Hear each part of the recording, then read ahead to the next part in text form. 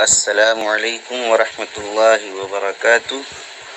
الحمد للہ الذی فرض حج البیت علی من استطاع الیہ سبیلا، والصلاة والسلام علی رسولہ الذی ارسل الی کافۃ الناس بشیرا ونذیرا، وعلى آلہ واصحابہ واتباعہ الذین اتبعوہ ہادیا ودلیلا، اما بعد فاعوذ باللہ من الشیطان الرجیم، بسم اللہ الرحمن الرحیم۔ وَلِلَّهِ عَلَى النَّاسِ حِجُّ الْبَيْتِ مَنِ اسْتَطَاعَ إِلَيْهِ سَبِيلًا، صدق اللہ العظیم۔ محترم سامعین کرام، آج کی گفتگو کا عنوان ہے اسلام کا ایک رکن حج بیت اللہ۔ آیت کریمہ کا مفہوم ہے کہ حج ہر اس مسلمان مرد و عورت پر اللہ کی طرف سے فرض ہے جو اس کی طرف راستہ کی طاقت رکھتا ہے۔ مسلمان پر حج عمرہ کے لازم ہونے کی ایک شرط یہ ہے کہ راستے میں کسی طرح کی رکاوٹ نہ ہو اور نہ ایسی کوئی بیماری ہو جس سے مقید ہو کر رہ جائے۔ لہٰذا آج کل شرط نہ پائے جانے کی وجہ سے حج کے لیے مسلمانوں کو سفر تو نہیں کرنا ہے، لیکن جن حضرات پہ حج فرض ہے ان کو پختہ ارادہ رکھنا ہے کہ جیسے ہی رکاوٹ زائل ہو جائے گی انشاءاللہ حج ضرور کریں گے، اور اپنی 5 وقتہ نمازوں میں گریہ وزاری کے ساتھ دعا بھی فرمائیں کہ اللہ تعالیٰ جلد از جلد بیماری کو ختم کر کے رکاوٹوں کو دور فرمائے۔ اللہ کی ذات سے امید ہے کہ اللہ تعالیٰ ضرور آسانیاں پیدا فرمائیں گے انشاءاللہ۔ طول شب فراق سے گھبرا نہ اے جگر، ایسی بھی کوئی شام ہے جس کی سحر نہ ہو۔ نیز حج بیت اللہ کا ذکر خیر بھی کرتے رہیں، لہٰذا آئیے ذرا دیر کے لیے جذب و مستی، شوق و سرمستی اور ابراہیمی یادگار کی باتیں کریں، یعنی عرفات و منی، صفا و مروہ، طواف و تلبیہ، قربانی و دعا، خانہ کعبہ، حجر اسود، مقام ابراہیم وغیرہ وغیرہ۔ میرے محترم، حرمین شریفین یعنی مکہ و مدینہ اہل ظاہر اور اہل باطن دونوں کا قبلہ ہیں۔ یہ وہ دیار حبیب ہے جس کے سب دیوانے ہیں، یہ وہ قبلہ گاہ ہے جس کی طرف سب کے دل کھنچتے ہیں، یہ وہ شمع ہے جس کے سب پروانے ہیں۔ پوری دنیا میں جو بیتابی اس سرزمین مقدس کے لیے ہے کسی دوسرے قطع ارض کے لیے نہیں ہے۔ زائرین کے قدم حرمین کے لیے بڑھتے نہیں ہیں، بلکہ حرمین شریفین زائرین کے جیب و دامہ کو پکڑ کر اپنی طرف کھینچتے ہیں۔ وہاں کے مقناطیسی اثرات کا تعلق ہمارے ارادہ و اختیار سے نہیں ہے، وہاں کی کشش پر قابو پانا ہمارے بس سے باہر ہے۔ ہم ایسا محسوس کرتے ہیں جیسے ہم بے اختیارانہ اس کی طرف کھینچے چلے جا رہے ہیں۔ نہ میں دیوانہ ہوں اصغر، نہ مجھ کو ذوق عریانی، کوئی کھینچے لیے جاتا ہے خود جیب و غریباں کو۔ محترم حضرات، یہ عجیب و غریب عبادت ہے، مالی بھی ہے اور بدنی بھی ہے، جسمانی بھی ہے اور روحانی بھی ہے، اس میں ہجرت بھی ہے اور جہاد بھی ہے، طواف بھی ہے اور قربانی بھی ہے، تلبیہ اور توحید کا ترانہ بھی ہے اور دعا کی آہوزاری بھی ہے۔ یہ حج کی جامعیت ہے کہ رسول اللہ صلی اللہ علیہ وسلم نے اس کو افضل الاعمال فرمایا ہے۔ حدیث شریف میں ہے قیل ای الاعمال افضل، قال الایمان باللہ ورسولہ، قیل ثم ماذا، قال الجہاد فی سبیل اللہ قیل ثم ماذا قال حج مبرور۔ رسول اللہ صلی اللہ علیہ وسلم سے دریافت کیا گیا کہ اعمال میں کون سا عمل افضل ہے؟ فرمایا اللہ اور اس کے رسول پر ایمان لانا۔ دریافت کیا گیا پھر کون سا؟ فرمایا راہ خدا میں جہاد کرنا۔ دریافت کیا گیا پھر کون سا؟ فرمایا حج مقبول۔ اس حدیث کی تشریح کرتے ہوئے شاہ ولی اللہ محدث دہلوی رحمۃ اللہ علیہ حجت اللہ البالغہ میں فرماتے ہیں کہ اس حدیث کا مقصود یہ ہے کہ اللہ کے دین اور اس کے شرائع کی عظمت کا اظہار کس عمل سے زیادہ ہوتا ہے۔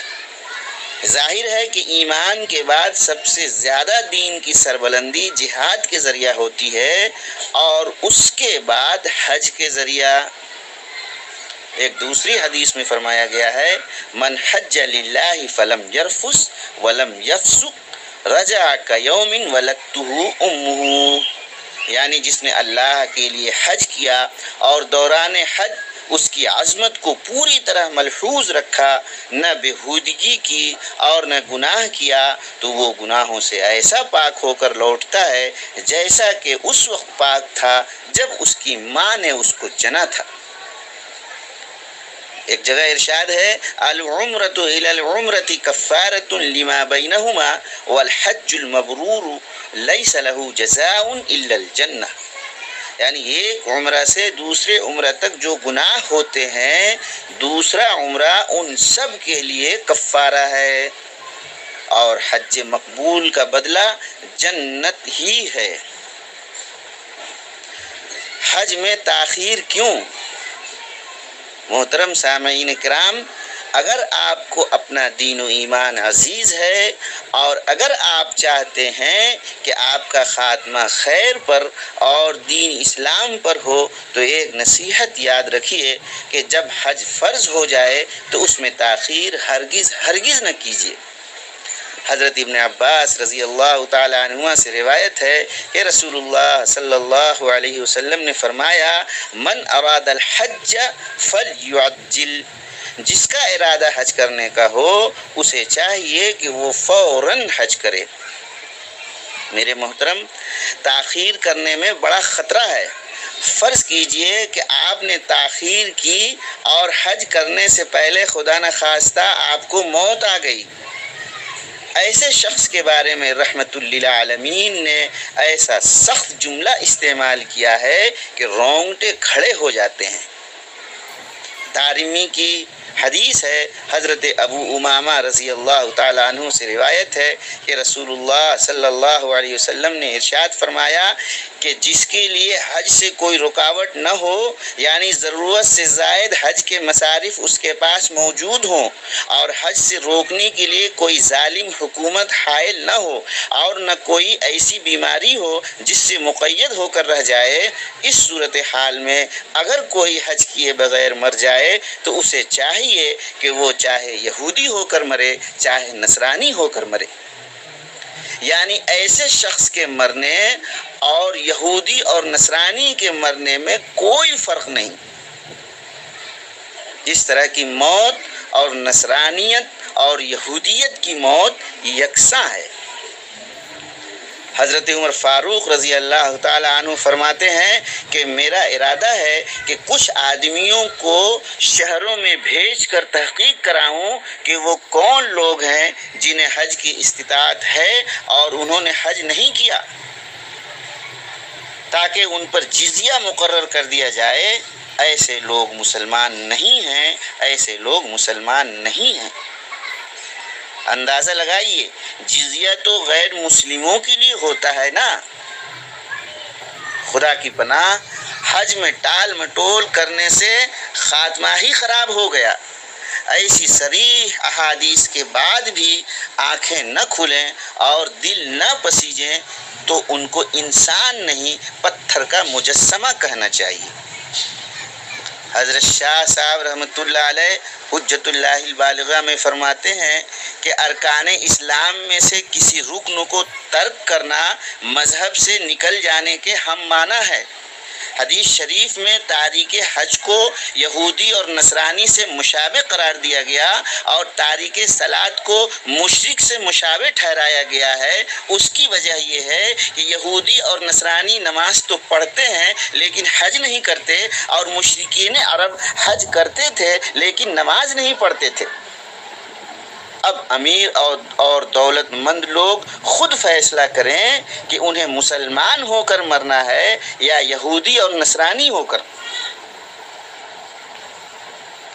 حج کی تعریف۔ میرے محترم، حج کیا ہے؟ اللہ کے لیے وطن اور اہل و عیال سے ہجرت کر جانا، بیت اللہ اور دیگر شعائر اسلام کی تعظیم کرنا۔ حج حضرت ابراہیم اور حضرت اسماعیل علی نبینا علیہ الصلاۃ والسلام کی سنت کو زندہ کرنا اور ان کی یاد منانا ہے۔ حج پوری دنیا کے مسلمانوں کا مینا اور عرفات کے میدان میں اکٹھا ہونا ہے۔ حج نام ہے احرام باندھ کر عاشقانہ زندگی گزارنے کا۔ حج نام ہے تلبیہ، دعا اور الحاح و زاری کا۔ حضرت ابراہیم علیہ السلام کا حال یہ تھا کہ جہاں اللہ تعالیٰ کا جلوہ دکھائی دیا وہیں قلب و نظر کا دامن بچھا دیا۔ جہاں ان کا نقش قدم دیکھتے ہیں خیاباں خیاباں ارم دیکھتے ہیں۔ ان کا نہ کوئی وطن تھا نہ کوئی مسکن، جہاں تجلیات ربانی تھیں وہیں ان کا مسکن تھا۔ ان کے نزدیک عزیز ترین شہر وہ تھا جس میں حسن ازل کی کوئی خصوصی جلوہ گاہ تھی، جیسا کہ عارف رومی رحمۃ اللہ علیہ نے لکھا ہے، گفت معشوق بعاشق کئی فتح تو بغربت دیدئی بس شہ رہا، پس کدامی شہر زہاں خوش ترست، گفت آ شہرے کے دروے دل برست۔ ایک معشوق نے اپنے عاشق سے دریافت کیا کہ اے جوان مرد، تو نے اپنی سیر و سیاحت کے دوران بہت سے شہر دیکھے ہیں، تو ان میں کون سا شہر سب سے اچھا ہے؟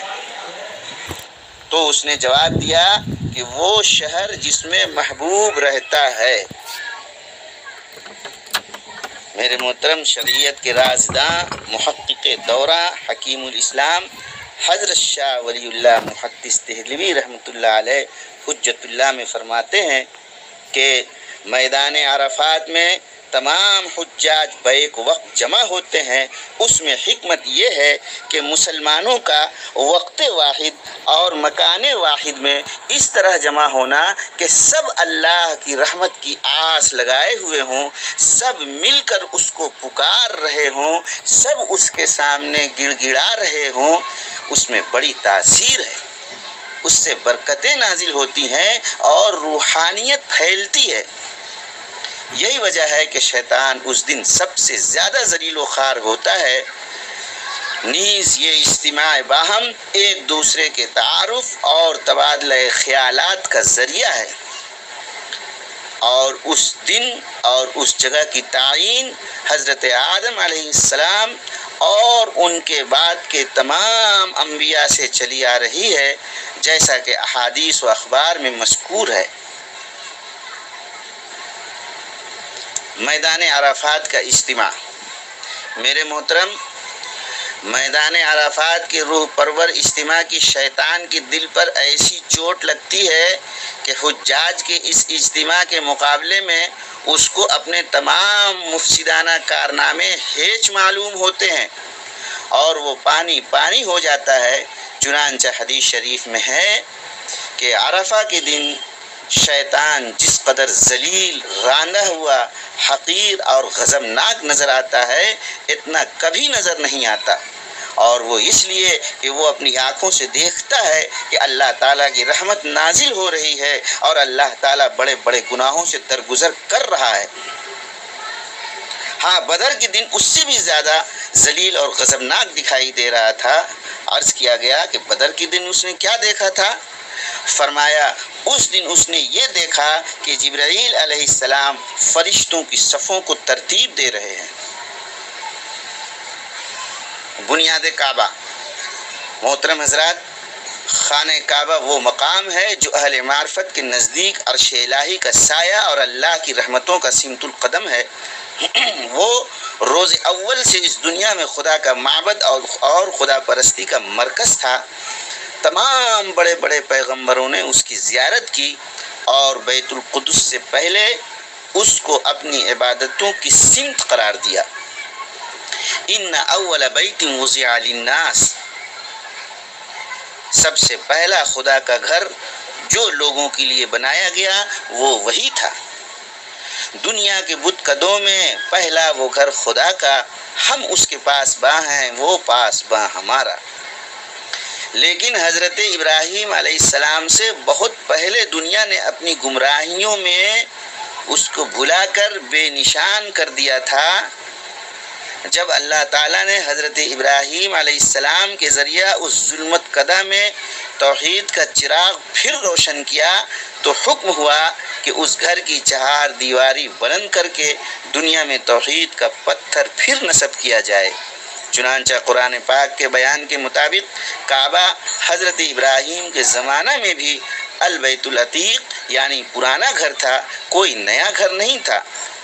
حضرت ابراہیم اور حضرت اسماعیل علیہ السلام نے مل کر اس گھر کی پرانی بنیادوں کو ڈھونڈ کر پھر نئے سرے سے ان پر چہار دیواری کھڑی کی۔ فرمایا وَإِذْ يَرْفَعُ إِبْرَاهِيمُ الْقَوَاعِدَ مِنَ الْبَيْتِ، ابراہیم جب اس گھر کی بنیادیں اٹھا رہے تھے، معلوم ہوا کہ بنیاد پہلے سے پڑی ہوئی تھی۔ حضرت ابراہیم و حضرت اسماعیل علیہ السلام نے اس افتادہ بنیاد کو از سر نو بلند کیا۔ حضرت ابراہیم نے عراق، شام، مصر ہر جگہ پھر کر آخر اسی گمنام گوشہ کو منتخب کیا جو باسطوت جباروں اور بت پرستوں اور ستارہ پرست قوموں کے حدود سے دور ایک بے نام و نشان صحرا میں جو چاروں طرف پہاڑوں سے گھرا ہوا تھا۔ حج کی حقیقت، حاضرین محفل، حج ابراہیمی یادگار ہے۔ حج خدا کی رحمتوں اور برکتوں کے مورد خاص میں حاضری ہے۔ حج حضرت ابراہیم کی طرح خدا کی دعوت پر لبیک کہنا اور قربانی کی روح کو زندہ کرنا ہے۔ حجاج اپنے آپ کو حضرت اسماعیل کی طرح خدا کے حضور میں نظر کرنے جاتے ہیں، اس لیے بن سلے اور سادہ کپڑے پہنتے ہیں، سر کے بال نہ منڈواتے ہیں نہ ترشواتے ہیں، دنیا کے عیش و نشاط اور تکلف کی زندگی سے پرہیز کرتے ہیں، نہ خوشبو لگاتے ہیں، نہ رنگین کپڑے پہنتے ہیں، نہ سر چھپاتے ہیں، اسی والہانہ انداز سے جس طرح حضرت ابراہیم اور حضرت اسماعیل علیہ السلام 3 دن کے سفر کے گرد و غبار میں اٹے ہوئے اور دوڑتے ہوئے خدا کے گھر میں آئے تھے، آتے ہیں۔ اور جس طرح حضرت ابراہیم علیہ السلام نے خدا کی پکار پر لبیک کہا تھا، وہی 3000 برس پہلے کا ترانہ ان کی زبانوں پر ہوتا ہے۔ لبیک اللہم لبیک لبیک لا شریک لک لبیک ان الحمد والنعمت لک والملک لا شریک لک۔ میں حاضر ہوں، اے اللہ میں حاضر ہوں، میں حاضر ہوں، تیرا کوئی شریک نہیں، سب خوبیاں اور سب نعمتیں تیری ہی ہیں اور سلطنت تیری ہے، تیرا کوئی شریک نہیں۔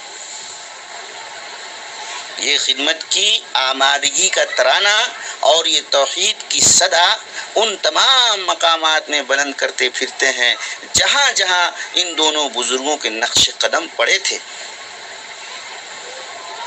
چونکہ حجاج خود کو روحانی طور سے خدا کی قربان گاہ پر نظر کرنے چلتے ہیں، اس لیے بیت اللہ کے چاروں طرف 7 چکر لگاتے ہیں۔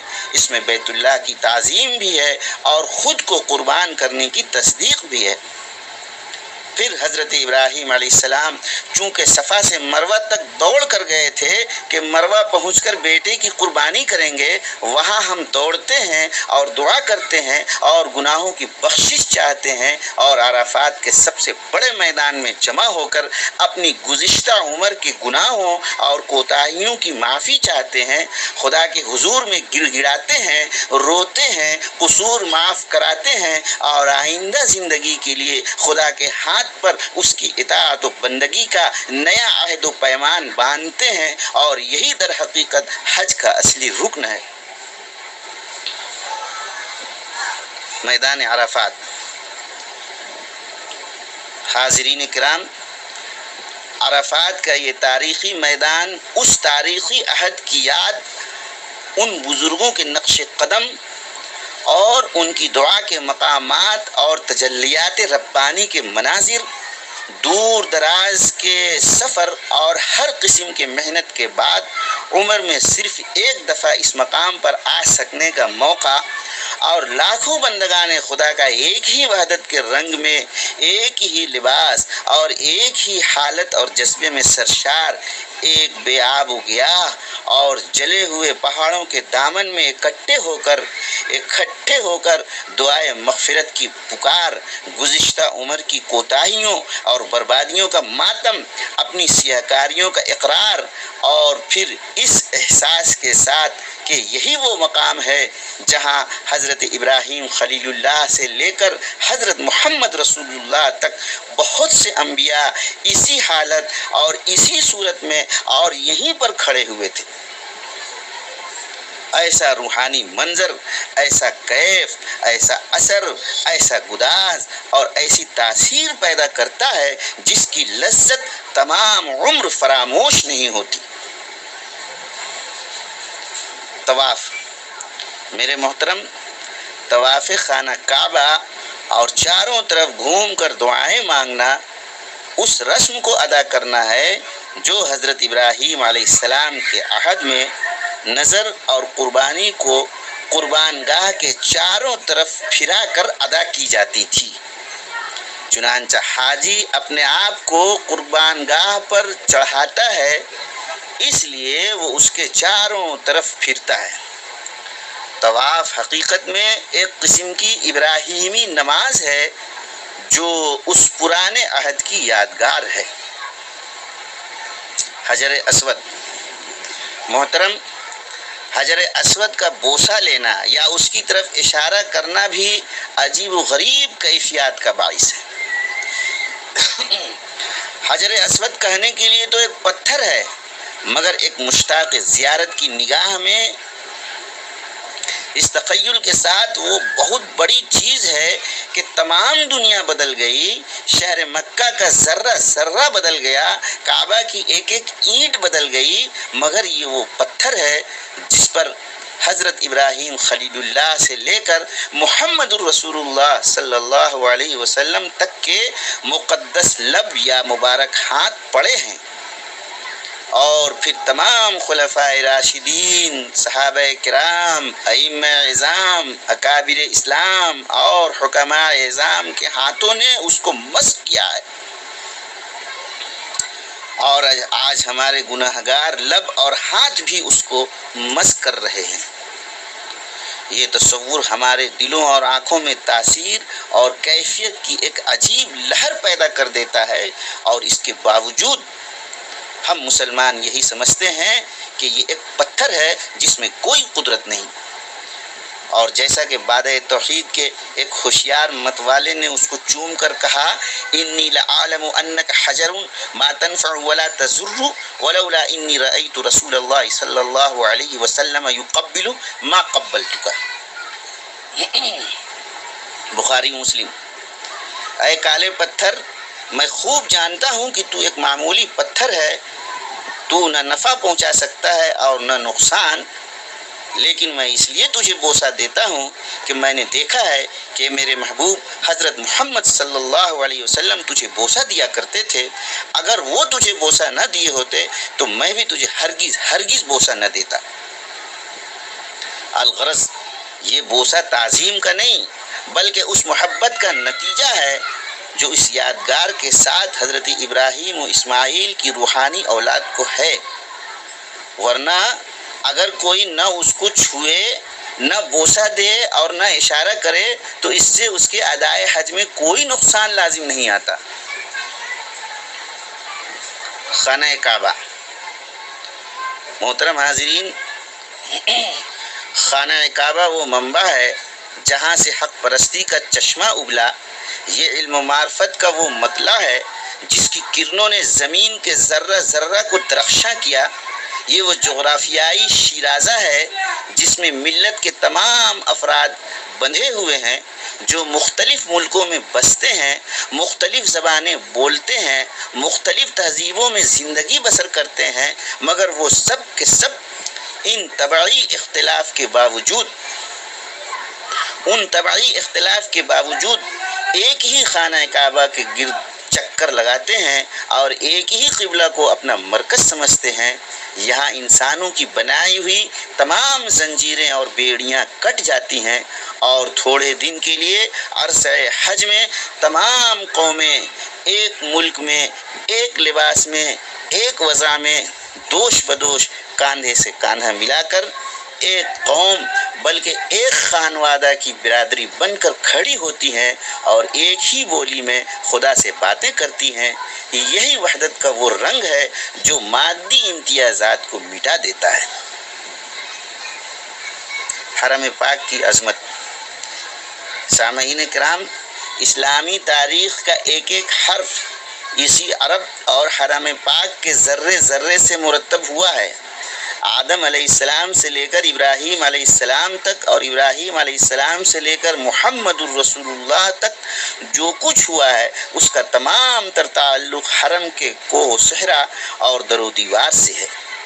یہیں حضرت آدم علیہ السلام نے سکونت اختیار کی اور عرش کے سائے میں خدا کا گھر بنایا۔ یہیں حوا علیہ السلام نے آ کر ان سے ملاقات کی۔ یہیں نوح علیہ السلام کی کشتی نے آ کر دم لیا۔ یہیں حضرت ہود اور حضرت صالح علیہ السلام نے پناہ لی اور محمد الرسول اللہ صلی اللہ علیہ وسلم نے یہیں ولادت پائی۔ یہیں وہ پہاڑی ہے یعنی کوہ صفا جہاں حضرت ابراہیم اور حضرت اسماعیل اپنے گدھے چھوڑ کر اترے، اور یہیں وہ دوسری پہاڑی مروہ ہے جہاں باپ نے بیٹے کی قربانی کرنی چاہی۔ یہیں وہ چشمہ زمزم ہے جو حضرت حاجرہ کو پیاس کے عالم میں نظر آیا۔ یہیں وہ گلیاں اور راستے ہیں جو جبرائیل امین کی گزرگاہ تھے۔ یہیں وہ غار حرا ہے جس سے قرآن کی پہلی کرن پھوٹی تھی۔ یہی وہ صحن حرم ہے جس میں محمد رسول اللہ صلی اللہ علیہ وسلم نے 53 برس بسر کیے، اور یہی وہ مقام ہے جہاں براق کے قدم پڑے تھے۔ کیا قرآن کا اشارہ انہی مناظر کی طرف نہیں ہے؟ فرمایا فیہ آیات بینات مقام ابراہیم، اس حرم میں کھلے کھلے ربانی نشانات ہیں ابراہیم کے قیام کی جگہ۔ میرے محترم، ان مقامات میں جب کسی زائر کا قدم پہنچتا ہے تو اس کے ادب کی آنکھیں نیچی ہو جاتی ہیں، اس کی عقیدت کا سر جھک جاتا ہے، اس کے ایمان کا خون جوش مارنے لگتا ہے، اس کے جذبات کا سمندر متلاطم ہو جاتا ہے، جگہ جگہ اس کی پیشانی زمین سے لگتی جاتی ہے اور محبت کی روح اس کی رگ رگ اور ریشے ریشے میں تڑپنے لگتی ہے، آنکھیں اشکبار ہوتی ہیں اور زبان تسبیح و تحلیل میں مصروف ہو جاتی ہے۔ یہی وہ لذت اور لطف ہے جو ایمان کو تازہ، عقیدت کو مضبوط اور شاعر اللہ کی محبت کو زندہ کرتا ہے۔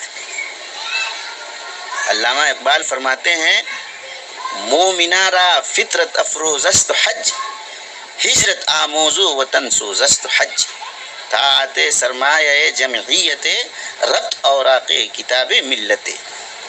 یعنی حج سے اہل ایمان کی فطرت چمک اٹھتی ہے، حج ہجرت کا درس دیتا ہے اور وطنیت کے بت کو جلا کر خاک کر دیتا ہے، اور حج ایسی عبادت ہے جو ہماری اجتماعیت کا سرمایہ ہے۔